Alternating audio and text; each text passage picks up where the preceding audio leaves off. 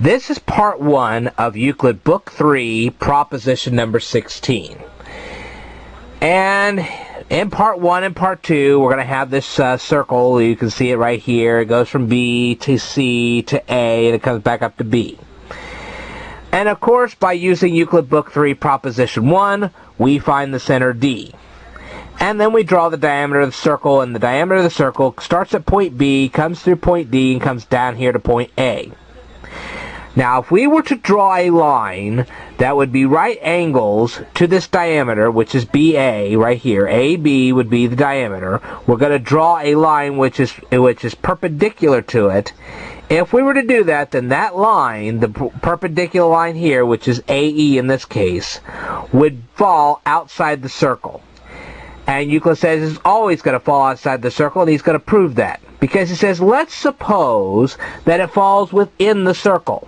Okay, so he's going to draw a line here from point A to point C. Now, we already know that because already I have a circle are equal, that DC equals DA. Okay?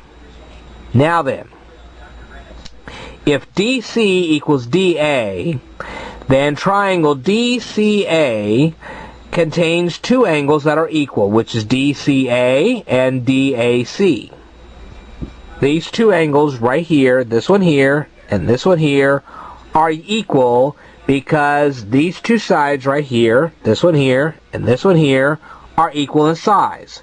And we can prove this by Euclid Book 1, proposition number 5. But we already established in the beginning of the proof the angle DAC here, was a right angle. We said that it was. I know it's not really, but we said that it was. Well, that would also make angle ACD, this one right here, also 90 degrees. Because remember, we just established that these two angles are equal in size, so now this angle is 90 degrees and this angle is 90 degrees. Well, if you add up DCA and DAC together, you'll get 180 degrees. And that's impossible, and we proved that in Euclid Book 1, proposition number 17.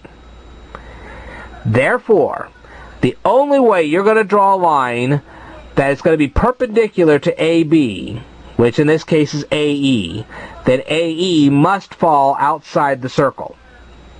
And that's the first part of Euclid Book 3, proposition number 16. I will tell you the rest in a future video, so stay tuned.